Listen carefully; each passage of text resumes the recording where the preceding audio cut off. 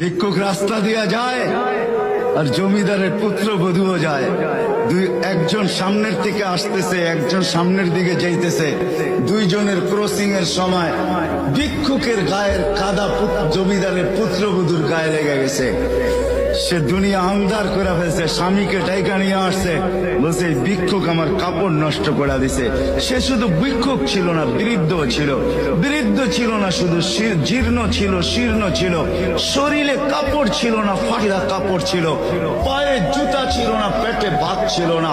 জমিদারের পুত্র সইতে পারে নাই, যৌবনী শক্তি সয়তো সয় কি করা, তার স্ত্রীর গায়ে ভিক্ষুকের কাদা, বস সমগ্র শক্তিকে হাতে জমা করা, একত্র করা বৃদ্ধের গালে বসায়।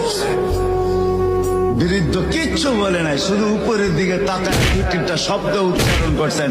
শব্দগুলা হলো ইয়া মাল্লাহ তারা হলো ওয়ুন, ও আল্লাহ তোকে চোখে দেখা যায় না, ও তারা কুল্লা শাই তুই সব দেখিস, ফারা তারা মা বি তুই কি দেখিস না আমার সাথে কি ঘটতেছে, এটা কি দেখিস না? বলতে দেরি যুবক, মরতে দেরি হয় না।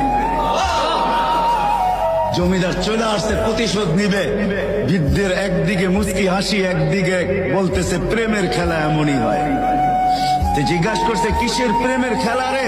বলছে ওর প্রেমিকার গায়ে আমার কাদা লাগছে, পায়ের কাদা লাগছে, ও সইতে পারে নাই, যৌবনী শক্তি দিয়ে আমার বৃদ্ধ গালে বসায় দিছে। আমাকেও একজন ভালোবাসে, সেও সইতে পারে না।